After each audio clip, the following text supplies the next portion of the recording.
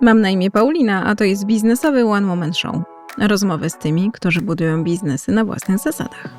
Mikro i małe firmy, stowarzyszenia, solowe projekty w Polsce i na emigracji. Rozmawiamy o wartościach, zwątpieniach i przełomach, ale też o codzienności.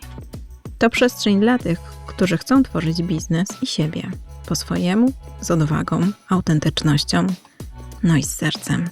Zapraszam do słuchania. Dzień dobry, dzisiaj w biznesowym One Woman Show jedna z osób, której kreatywność wychodzi poza schematy. Anna Machacz, architektka edukacji, autorka książek dla dzieci, trenerka kreatywności i współzałożycielka wydawnictwa Wrażliwe oraz firmy Celedu z Krakowa. Dzień dobry, Aniu. No, witam serdecznie Państwa i witam Ciebie, Paulina. Tak, zaczęłam z tą twoją kreatywnością, bo to jest jednak coś, co mnie najbardziej w tobie pociąga i w tym, co robisz. Natomiast wszystkie te projekty, którymi się zajmujesz, to jest taki trochę melanż pomiędzy edukacją a kulturą. I moje pytanko jest właśnie w tą stronę. Czy pamiętasz jakiś taki moment, w którym powiedziałaś, kurczę, to jest właśnie to, w co chcę iść i to jest coś, co mnie absolutnie fascynuje? No, można by powiedzieć, że chyba taki moment nastąpił, kiedy się urodziłam. Coś mi tam w tej głowie się wszystko poukładało, neurony połączyły. Natomiast tak na poważnie, to myślę, że to był moment, kiedy skończyłam studia, ponieważ ja studiowałam polonistykę ze specjalizacją teatrologiczną. I to były takie studia, po których wydawałoby się, że już, no cóż można robić? No można zostać teatrologiem, nauczycielem, co przy okazji swoją drogą uczyniłam, czyli zostałam również pedagogiem. Okazało się to być bardzo przydatne w mojej drodze zawodowej. I wszyscy tak patrzyli na to, no humanistka, no przecież najlepsze to jest prawo, medycyna, ekonomia w tych czasach, w których ja kończyłam studia. A ja sobie pomyślałam, że mając tak dużą otwartość na świat, warto pójść w tę stronę i zacząć zajmować się edukacją szeroko pojętą i kulturą, która zawsze była mi bliska, ponieważ miłość do literatury i do teatru faktycznie chyba wyssałam z mlekiem mamy.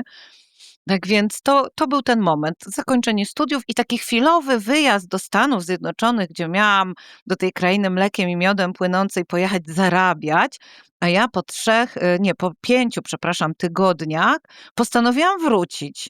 I wszyscy patrzyli na mnie z zadziwieniem, że ja opuszczam tę piękną krainę i wracam do Polski, do pracy, do teatru za, uwaga, to były te czasy, w których pierwsze moje wynagrodzenie wynosiło 300 złotych. Tak więc tak. No to jest w tym trochę szaleństwa, jakby nie patrzeć, jak się tak popatrzy zdroworozsądkowo na to. Ania, co ty zrobiłaś? Tak, co ja zrobiłam? No, czyli generalnie było to na granicy szaleństwa, ale myślę, że ten powrót do Polski i rozpoczęcie pracy w Teatrze Groteska, w teatrze dziecięcym, dał mi wielkie możliwości odkrywania swojej kreatywności, odkrywania niezwykłych ludzi, ponieważ myślę, że relacje budują całe moje życie, nie tylko prywatne, ale również biznesowe. I dyrektor ówczesny teatru dał mnie i mojej przyjaciółce, ponieważ zatrudniłyśmy się we dwie, dał nam taką dużą wolność i nie ograniczał też w czasie pracy. On zawsze mówił, że praca ma być zrobiona. To nie o to, żeby być te 8 godzin i popatrzeć w monitor, coś tam postukać w klawiaturę, tylko żeby po prostu zrobić dany projekt, realizować dany projekt i iść do przodu. I to, czego my się wtedy zaczęłyśmy podejmować, naprawdę szalonych pomysłów, bo to wtedy powstawały pierwsze parady smoków. To było niezwykłe dla nas przeżycie, tworzyć tak wielkie widowisko, które do dziś jest na mapie wydarzeń niezwykłych, kulturalnych w Krakowie.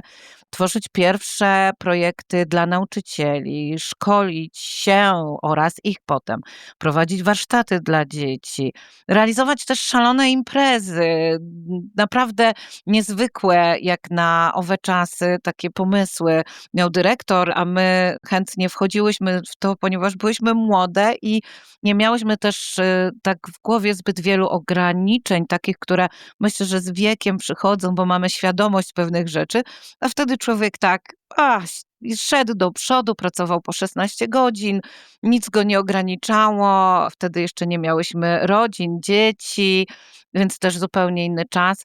Więc było w tym bardzo dużo szaleństwa, ale też jak się okazało, to przekuwało się w konkretne, realne projekty. Dało mi to też dużą podstawę do tego, żeby potem, kiedy już zaczęłam tak naprawdę prowadzić swój własny biznes, znaczy tak naprawdę zaczęłam od razu, ponieważ ja dokładnie z zatrudnieniem w teatrze założyłam pierwszą swoją działalność gospodarczą.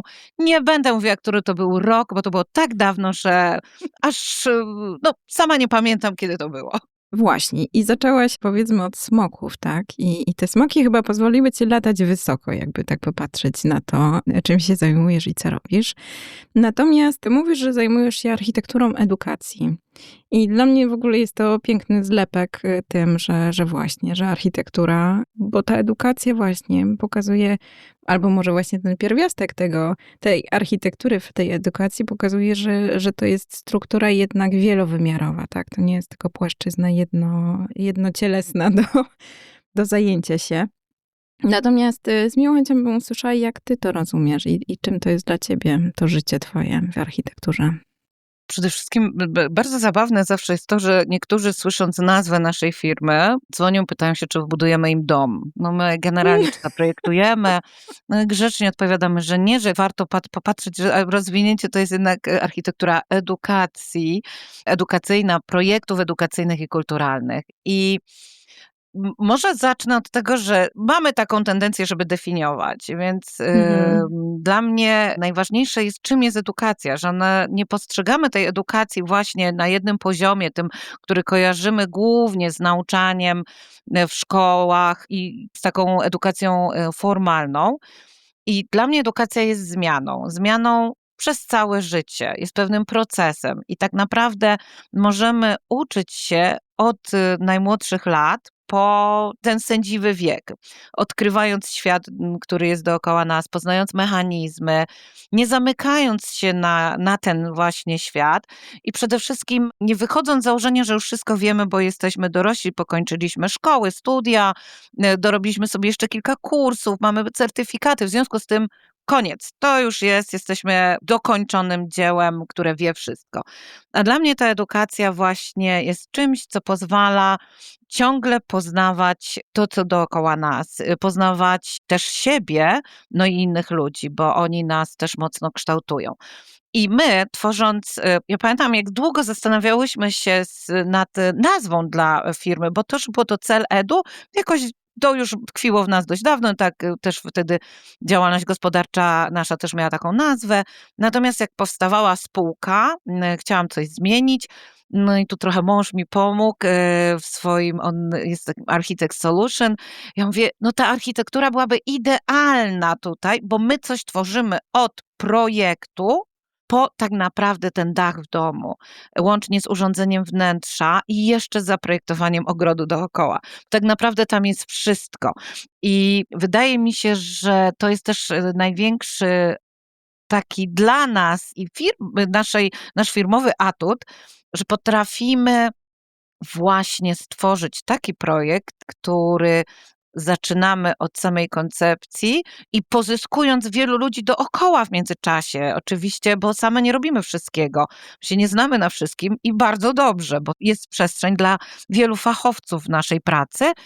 I to jest niesamowite, że też się wzajemnie od siebie uczymy, że oni coś nam podpowiadają i my tworząc te nasze niejednokrotnie dość szalone projekty, możemy, jak już tak jesteśmy przy tym szaleństwie od samego początku, możemy stworzyć naprawdę coś wartościowego i takiego, co jest dla wszystkich. Ja wiem, że czasami jak ktoś mówi, że coś jest dla wszystkich, to jest dla nikogo. No nieprawda. Są rzeczy, czy projekty, na przykład ścieżki edukacyjne, które właśnie mają być takimi spacerami, takimi ścieżkami, gdzie idzie rodzic z dzieckiem i jest to atrakcyjne i dla dziecka, i dla rodzica.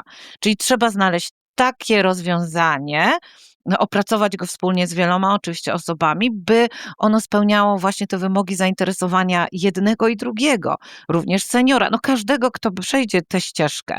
Tak więc tym jest dla mnie ta architektura i I tak jak powiedziałaś, ona jest bardzo wielowymiarowa, ma wiele płaszczyzn i bo jakby chodzi o to, żeby być naprawdę bardzo, bardzo otwartym na wszystko i takim, żeby nie zamykać się w myśleniu, że jeżeli jesteśmy fachowcami od jednej rzeczy, to na tym tylko i wyłącznie pozostajemy, a czasami trzeba po prostu znajdywać te mosty pomiędzy różnymi tematami. To jest tak jak w nauczaniu w szkole.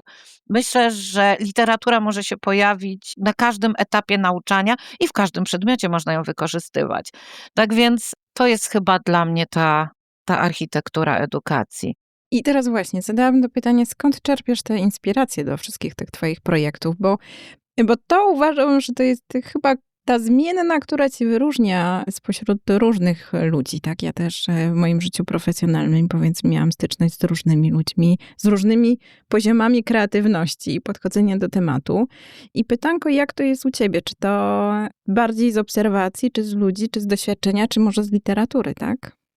Wszystko. To jest, tak naprawdę to jest pytanie, na które nie znam odpowiedzi skąd. Jakbym miała Ale powiedzieć, działa. jakie jest jedno źródło, tak.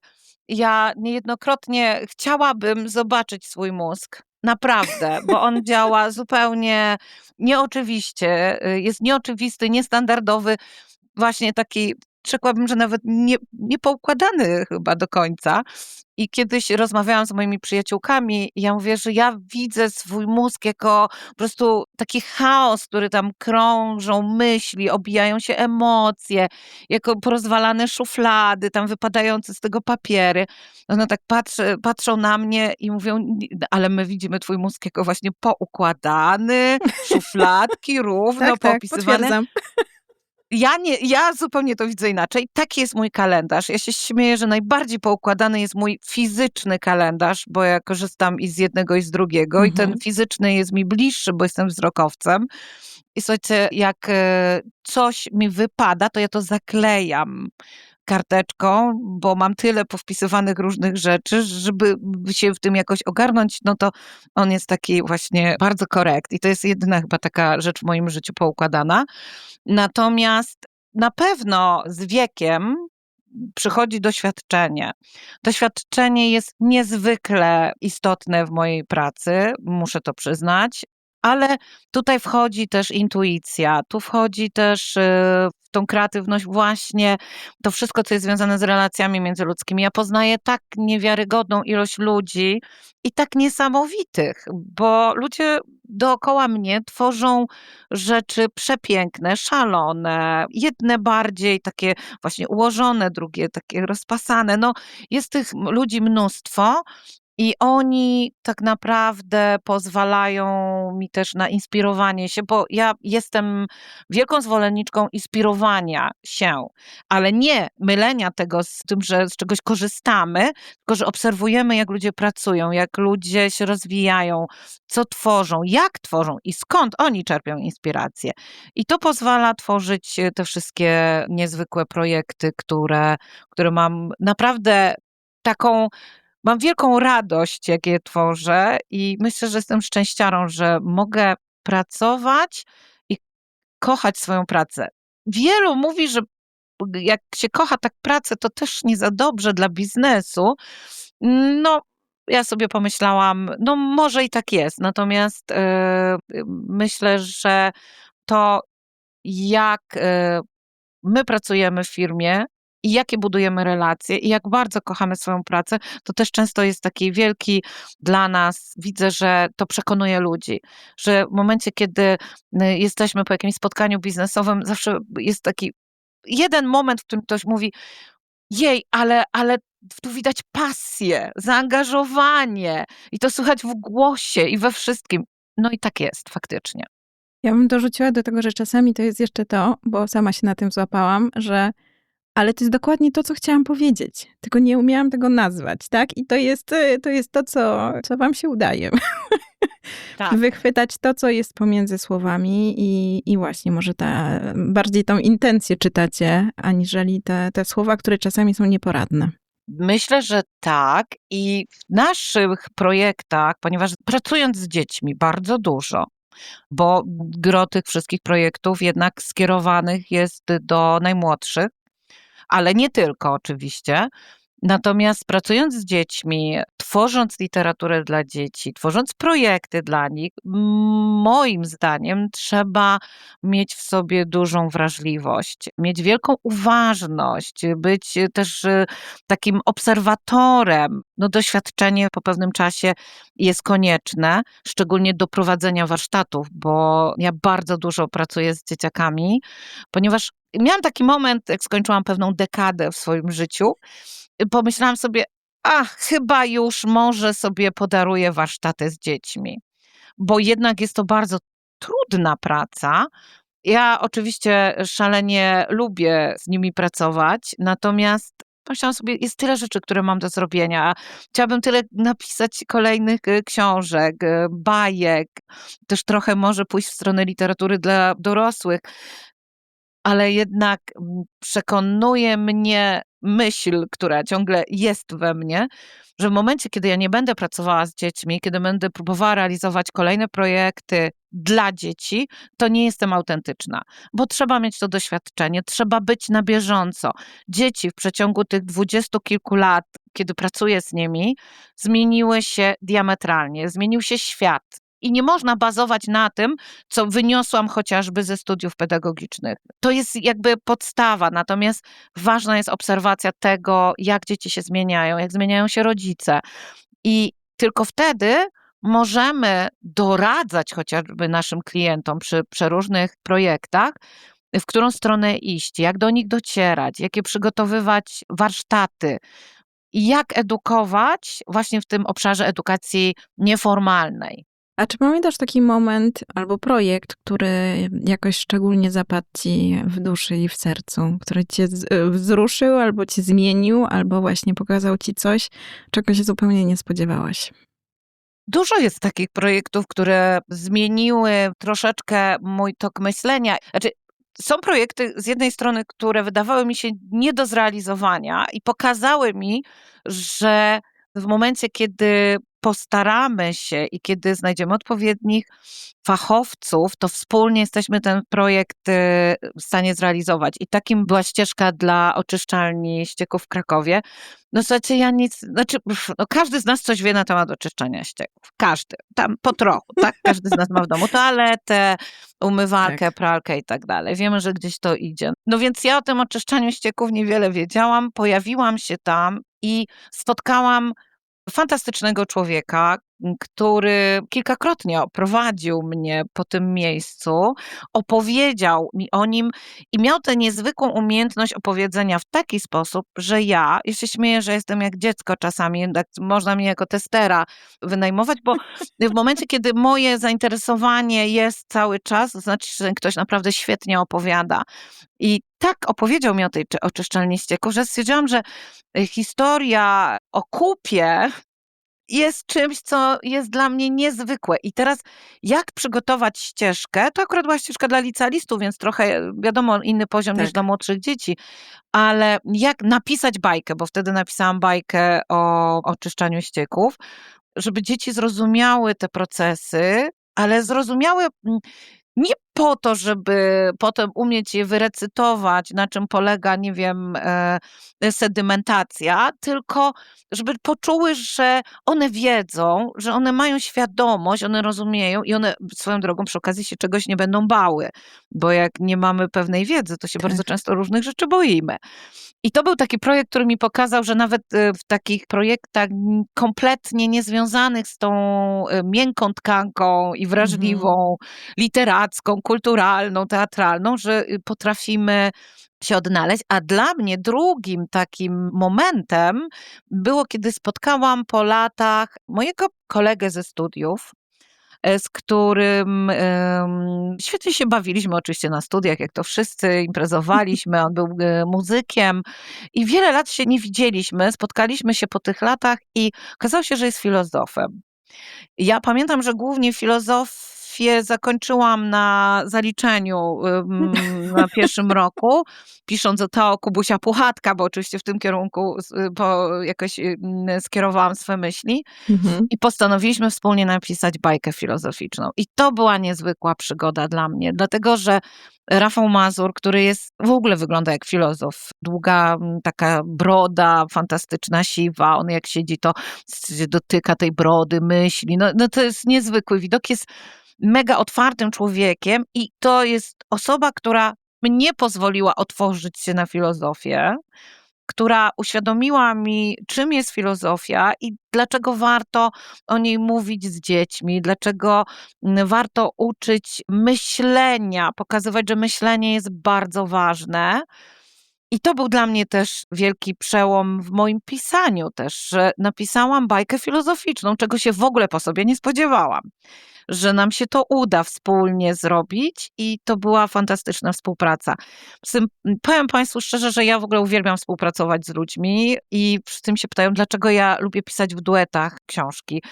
No dlatego, że właśnie jest wtedy ta niezwykła relacja, jest interakcja i też możemy się wielu rzeczy od siebie nauczyć. I stąd moja taka radość, kiedy mogę coś z kimś stworzyć wspólnie. Nie tylko właśnie jak ten samotny biały żagiel sobie dryfować po morzu, tylko jednak we wspólnocie jest jednak wielka siła. No i właśnie z tego pisania książek doszło do tego, że współtworzyłaś wydawnictwo wrażliwe, bo ta wrażliwość to chyba jest klucz do wielu drzwi. I właśnie, czy mogłabyś troszkę więcej powiedzieć o koncepcie tego wydawnictwa waszego i tego, co też robicie właśnie, bo to nie jest tylko wydawnictwo, które sobie jest wydawnictwem, tak? Robicie też dużo rzeczy edukacyjnych wokół tego wydawnictwa i to też jest, proszę Państwa, złoto, czym Ania się zajmuje. No nie mamy jeszcze kolejnych pół godziny i to jest już dramatyczna myśl dla mnie, ale drodzy Państwo, wydawnictwo Wrażliwe naprawdę powstało z miłości do literatury i z też takiej obserwacji tego, co się dzieje w życiu dzieci, z którymi pracujemy. Te zmiany, które zaobserwowałyśmy przez lata, pracy z nimi to po pierwsze, a po drugie ten moment, w którym była pandemia i nagle zamrożone zostały wszystkie nasze projekty, i tak siedziałyśmy z moją przyjaciółką Olą i myślałyśmy, co dalej? No nie możemy pracować. Wiecie, nastąpił taki moment i depresyjny, no było ciężko. I stwierdziłyśmy, że może to jest doskonały moment, żeby założyć wydawnictwo, o którym rozmawiałyśmy. Nazwa nie pamiętam, słuchajcie, skąd przyszła, ale jest dla mnie takim właśnie clue tego wszystkiego, też kodem do wielu osób. I mówi o nas. I postanowiłyśmy wydawać bajki, które mieszczą się właśnie w obszarze bajkoterapii. Ja uzyskałam, wraz z Olą udałyśmy się na kursy związane z biblioterapią. I dla mnie był ten kurs niezwykle ważny, bo po pierwsze prowadziła go dla mnie kobieta fantastyczna, guru dla mnie biblioterapii, Wanda Matras-Mastalerz, która o książkach moim zdaniem wie wszystko i za każdym razem, kiedy poleca jakieś książki, a nieraz jestem na jej spotkaniach, to ja oczywiście kupuję od razu i mam już kolejne półki zapełnione fantastycznymi dziełami literackimi, takimi perełkami dla dzieci. I te książki nasze, te bajki zostały tak naprawdę, tak sobie myślę, że wydajemy je po to, żeby budować mosty między dorosłym a dzieckiem. Bo po pierwsze wychodzimy z założenia, że dorośli powinni czytać bajki dla samych siebie, ale też czytając z dziećmi, nie dziecku, tylko z nimi, tak naprawdę rodzi się niezwykła relacja. Te nasze bajki mają być takim plasterkiem na przeróżne smutki, na przeróżne lęki.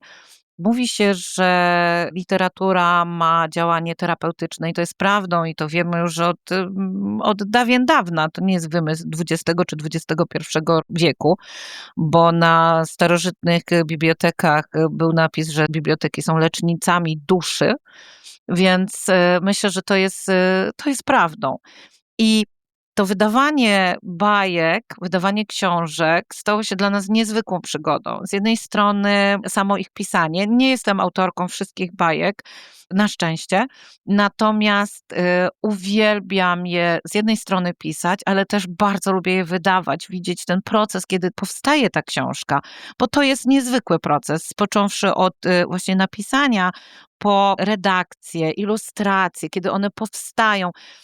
Wiecie Państwo, w momencie, kiedy ja napiszę jakąś bajkę i czekam na ilustrację, to nawet nie zdajecie sobie sprawy, co się dzieje w mojej głowie i to wtedy to jest w ogóle już szaleństwo, ponieważ niesamowity jest moment, kiedy ja widzę tą ilustrację, okazuje się, że ktoś po prostu odczytał mnie, a ja mu ja nigdy nic nie mówię ilustratorowi. To jest jego własna wizja tych słów, które ja napisałam. I to jest przepiękny proces.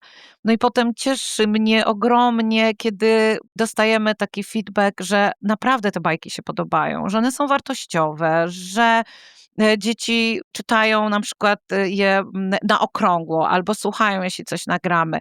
Więc myślę, że wydawnictwo Wrażliwe jest takim naszym firmowym dzieckiem, o które szalenie dbamy, któremu oczywiście stawiamy pewne granice, ale myślę, że te wydawnictwa zrobiłybyśmy o wiele więcej niż nawet czasami myślimy, że możemy zrobić. I kończąc temat wydawnictwa, tutaj w tym momencie to bardzo ważne jest dla mnie to, że mogłyśmy się spotkać z Olą w pewnym momencie i wspólnie zrobić coś, co tak naprawdę realnie ma wpływ na życie. Może jedno, może komuś oswoiło lęki. To jest naprawdę bardzo ważne, szczególnie we współczesnych czasach. Ja tutaj przyłożę też ten plasterek, bo nie wiem, czy ci mówiłam, droga Aniu, ale udało mi się napisać licencjat z roli wartości w bajkach i w baśniach. I jest to i w roli w ogóle bajkoterapii i to jest fantastyczna rzecz, o której w pewnych przestrzeniach mówi się dość otwarcie i dość szeroko, natomiast nie jest to mainstream, tak? I szkoda wielka, że nie mówi się więcej o tym, że czasami pewne rzeczy można ułagodzić, czytając. Powinnyśmy sobie zrobić kolejne spotkanie tylko i wyłącznie na ten temat, bo byłoby o czym porozmawiać. Natomiast tak, no to ja gratuluję, ja bym chętnie przeczytała. Wiesz, ja chętnie też chciałam do niej dotrzeć, natomiast okazało się, że chyba jednak zaginęła razem z moim komputerem. O, jaka szkoda, jaka szkoda. Chyba tylko, że tak powiem, Biblioteka Uniwersytetu Jagiellońskiego jest mi w stanie pomóc w tym zakresie. Ale wróćmy i takie jedno pytanie chciałam ci zadać może przedostatnie pytanie. Natomiast jeżeli mogłabyś komuś poradzić, właśnie komuś, kto chciałby iść może w tą taką drogę edukacji artystycznej, albo może nie, może ogólnie do biznesu, tak? Bo czasami są ludzie, którzy myślą, a ten mój pomysł jest zbyt szalony, żeby z tym wyjść do ludzi, tak? Albo to w ogóle czegoś takiego jeszcze nie ma. I ludzie mają taką obawę, tak? Jak coś jest, że tak powiem, pierwsze. To czy masz może, a może to jest jakaś twoja sentencja albo twoje motto, co robić, żeby się nie bać, jak się człowiek boi? Oswajać lęki. Natomiast przede wszystkim dla mnie, jeżeli czegoś nie ma, to właśnie tym bardziej powinniśmy z tym wyjść, bo słuchajcie, to jest tak jak z pisaniem wierszy. Najczęściej, nie, bo jak jesteśmy młodzi, dość, ja chyba nie wiem, czy znam jakąś osobę, która czegoś nie napisała w życiu, no i zazwyczaj chowamy to do szuflady i tak jest z naszymi pomysłami. Natomiast oczywiście, bo tu są dwie jakby ścieżki. Jedna ścieżka to jest ta, która mieści się w naszej głowie, czyli te nasze myśli, że to jest albo szalone, to się nie sprawdzi, to jest bez sensu, nie poradzę sobie. I te wszystkie trudne myśli, które nas otaczają, to jest jedno, a drugie, i z tym najtrudniej chyba sobie poradzić, bo często z tą drugą ścieżką taką biznesową, kiedy należałoby sobie stworzyć, nie wiem, sprawdzić jak wygląda rynek w kontekście tego naszego pomysłu, zrobić biznesplan, oszacować, sprawdzić nasze zasoby, na kim możemy polegać, co nam jest potrzebne, jakie mamy zasoby finansowe. To jest drugie. Najczęściej blokują nas te wszystkie rzeczy, które są w naszej głowie. I tutaj Po pierwsze, ja z reguły rozmawiam ze swoimi przyjaciółmi, dlatego że oni są, jeżeli ma się przyjaciół, którzy nie oceniają, a są wspierający, to oni są naprawdę bardzo pomocni, bo dają takiego, mówiąc kolokwialnie, kopa w tyłek, tak? Idź, próbuj, tak? Będziemy. Poza tym, słuchajcie, jeżeli się coś nie uda, no to się po prostu nie uda. To nie jest żadna porażka, to jest próbowanie. Ja w ogóle słowa porażka bardzo nie lubię, bo ono jest takie u nas, ma takie znaczenie bardzo pejoratywne i porażki już nas przekreślają, już nic się nie da dalej. Właśnie nie. Słuchajcie, największe dzieła i literackie, czy chociażby wielkich rzeźbiarzy, malarzy. Czy my wiemy, ile razy ktoś coś malował, podmalowywał, odmalowywał, ile razy ktoś przekreślał tekst? Ja wiem, ile razy poprawiam swoje teksty. Więc to nie jest tak, że jak nam się coś nie uda na początku, to znaczy się, że my nie możemy próbować dalej. Oczywiście jest pewien moment, w którym warto się zastanowić, aby na pewno, jeżeli to się kolejny raz nie udało, to czy to jest dobra droga, czy nie warto czegoś zmienić, żeby się nie, wiecie, też tak nie ograniczać tym takim myśleniem, że jak się powiedziało A, to musimy dojść do Z. No czasami warto się wrócić. No jak zgubimy drogę, to się wracamy. Nie idziemy w szczere pole, bo się zagubimy. I myślę, że to jest to. Czyli przede wszystkim wsparcie najbliższych, czyli budowanie tych relacji, które nas ochraniają, no i też budowanie naszej odporności psychicznej, ale to znów temat na kolejne pół godziny rozmowy. To tutaj postawię kropkę w tymże temacie. Natomiast jakbyś mogła powiedzieć, gdzie cię można znaleźć, albo co planujesz, co przed tobą, czego wypatrywać? To ja może wydawniczo. Śmiało. Ponieważ z jednej strony nie tak dawno ukazały się nasze nowe książki dla dzieci o wiewiórce Mani i świetny e-book Ale bajki, który serdecznie polecam, ale na luty przyszłego roku szykujemy piękną historię, taką baśniową i będzie to mała książka o miłości. Ponieważ miłość jest chyba najpotężniejszą siłą, która buduje świat i siłą, która nas buduje, więc będzie o tej miłości. Wyobraźcie sobie, że ona zaginęła i co wtedy? Gdzie jej szukać? A może jej nie znajdziemy? I co wtedy stanie się z naszym światem i w ogóle ze światem? I tutaj serdecznie polecam wypatrywanie nas na naszej stronie wrażliwe.pl. Wrażliwe drugie pisane przez V. Nie pytajcie dlaczego i skąd ten pomysł niefortunny. Na naszym Facebooku, na Instagramie.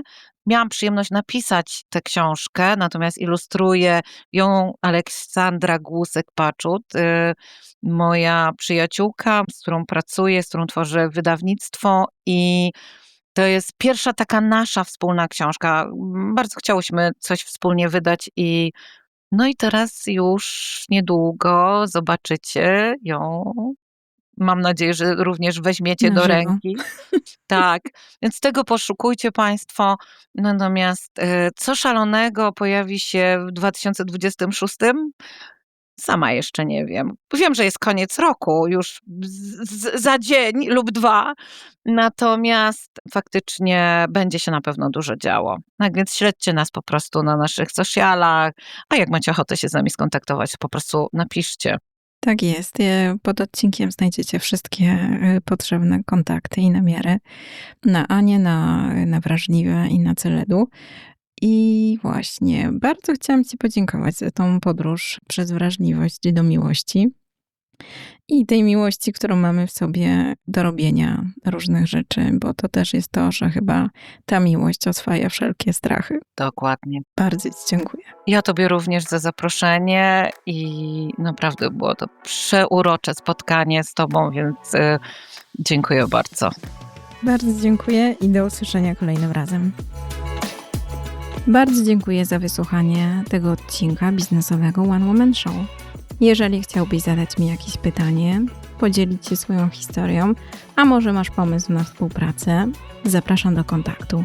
Nie zapomnij również zasubskrybować mojego podcastu. Kolejne odcinki już niebawem. Dziękuję i do usłyszenia.